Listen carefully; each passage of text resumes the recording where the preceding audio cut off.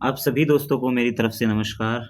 मैं आपका साथी सौरभ शर्मा आपके लिए आज लेकर के आया हूँ कि आज जो हमारी आरआरबी एनटीपीसी 2025 है, उसका जो सीबीटी का भी एग्ज़ाम हुआ है, सीबीटी 1, उसका जो आंसर की है वो कब आ सकती है, और आपने जो एग्ज़ाम अटेम्प्ट किया है तो उसके लिए सेफ स्कोर क्या हो सकता है, ठीक है?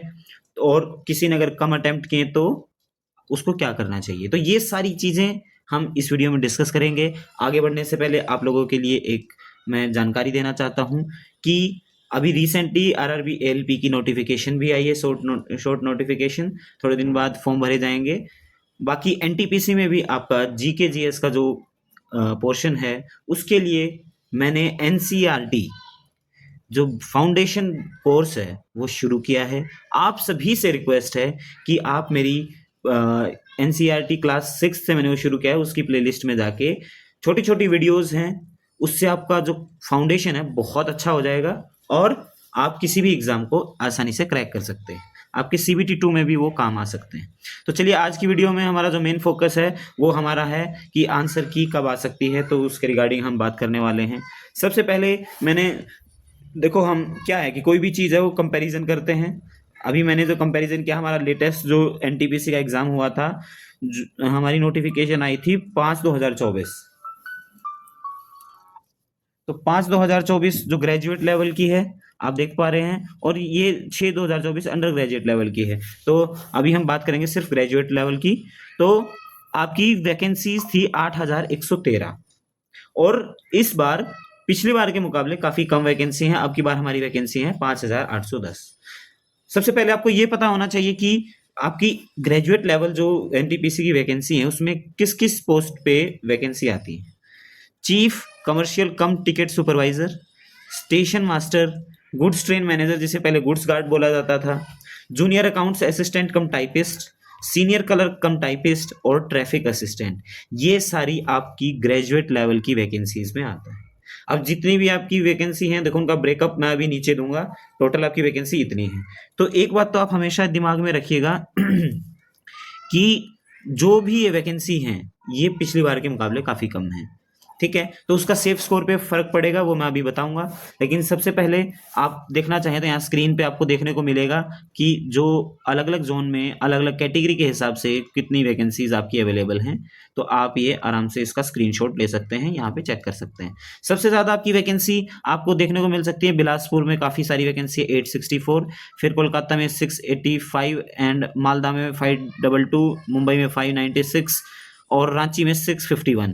ये ऐसे जोन्स है जहां पे आपको भारी भरकम वैकेंसी देखने को मिल रही है, ठीक है। अब देखिए, बात करते हैं हम 2024 में क्या हुआ। जो एनटीपीसी का ग्रेजुएट लेवल का एग्जाम था वो आपका 5 जून से लेकर 24 जून तक हुआ था। यहाँ 23 लिखा है और बाद में रिवाइज कर दिया था उन्होंने, तो 24 जून तक एग्जाम हुआ था। फिर जो उन्होंने नोटिस निकाला कि 1 जुलाई 2025 को आपकी आंसर की आप चेक कर सकते हैं और अपने रिस्पॉन्सेज, लाइक अगर आपको कोई ऑब्जेक्शन है तो आप लगा सकते हैं। तो कितने दिन का गैप हुआ? अगर आप 24 तारीख तक से 1 जुलाई का गिनेंगे और 30 तारीख का महीना था जून का, तो 7 दिन, मैं यहाँ पे बात करूं 7 डेज गैप, 7 डेज गैप, ठीक। इस अकॉर्डिंग अब की बार जो सीबीटी 1 हुआ है, सीबीटी 1 हुआ है वो किस किस डेट में हुआ है? 16 मार्च से लेकर 27 मार्च। आज कितनी तारीख है? आज है आपकी 4 तारीख है। तो आज कितनी है? 4 अप्रैल। अगर देखा जाए तो ये 31 तक का महीना था।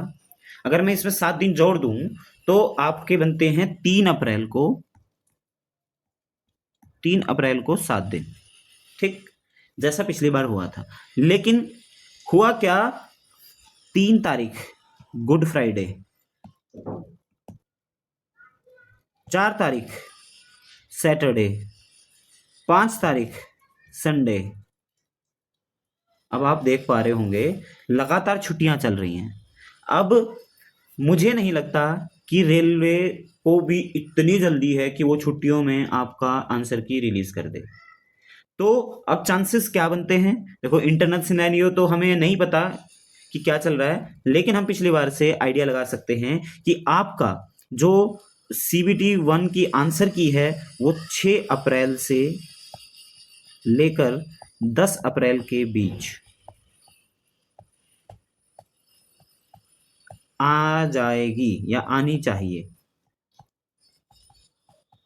तो कब तक आपकी आ जाएगी, मुझे जहां तक लगता है 99% चांस है कि आपकी 6 अप्रैल से 10 अप्रैल के बीच में आपकी CBT 1 की आंसर की आ जाएगी। फिर उसके बाद क्या है कि आपका जो CBT 2 है वो कब तक हो सकता है। अभी जैसे हमने देखा कि CBT 1 की आंसर की आई थी लास्ट टाइम 1 जुलाई को आई थी, और उसके बाद रिजल्ट आया होगा, एंड देन CBT 2 का जो एग्जाम हुआ था वो हुआ था 13/10 को।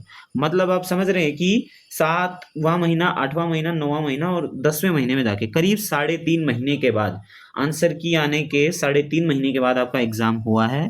तो अभी अगर हम सिमिलर पैटर्न को देखें तो मुझे क्या एक्सपेक्टेशन है कि मार्च के बाद अप्रैल, मई, जून, तो आपका जुलाई में जाके CBT 2 के होने के बहुत हाई चांसेस हैं। इसी बीच में आपका अंडर ग्रेजुएट लेवल का भी एग्जाम होगा, और जब CBT 2 आपका ग्रेजुएट लेवल और आपका अंडर ग्रेजुएट लेवल का एग्जाम हो जाएगा, उसके बाद आपका RRB ALP का CBT 1 होगा। तो कंटिन्यूअसली 2026 में आपको रेलवे के बहुत सारे एग्जाम देखने को मिलेंगे। तो उस GS जो फाउंडेशन कोर्स है उससे आप जुड़ना ना भूलें।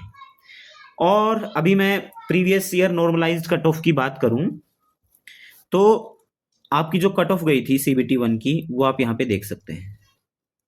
सबसे ज्यादा जो कट ऑफ गई थी वो गई थी आपकी चंडीगढ़ की, ठीक। उसके बाद आप अलग अलग देख सकते हैं, अजमेर, इलाहाबाद, जो भी नॉर्थ के रीजन्स हैं, आपके उन नॉर्थ के रीजन्स में आपको देखने को मिलेगा कि बहुत हाई कट ऑफ है। गोरखपुर, मुंबई में भी काफ़ी अच्छी कट ऑफ चली गई थी, और सिकंदराबाद की भी अच्छी कट ऑफ है, तिरुवनंतपुरम की, क्योंकि इनमें वैकेंसीज शायद कम थी तो इसलिए चली गई थी। बट जो नॉर्थ में वैकेंसी कम है तो वो बहुत ही ज़्यादा जाती है, लेकिन ठीक ठाक है, फिर भी अच्छी खासी आपकी कट ऑफ चली जाती है। अब अगर हमसे कोई पूछे कि इस पैटर्न से क्या पता चला, इस पैटर्न से भाई देखो, जो प्रीवियस ईयर वैकेंसीज थी वो कितनी थी, 8,113। दिस ईयर मतलब 2025 की अगर मैं बात करूं तो वैकेंसीज कितनी है आपकी, हैं 5,810। अगर इनका गैप देख लूं मैं तो करीब 2,500 वैकेंसीज कम है, मतलब 2,500 वैकेंसीज आपकी कम है।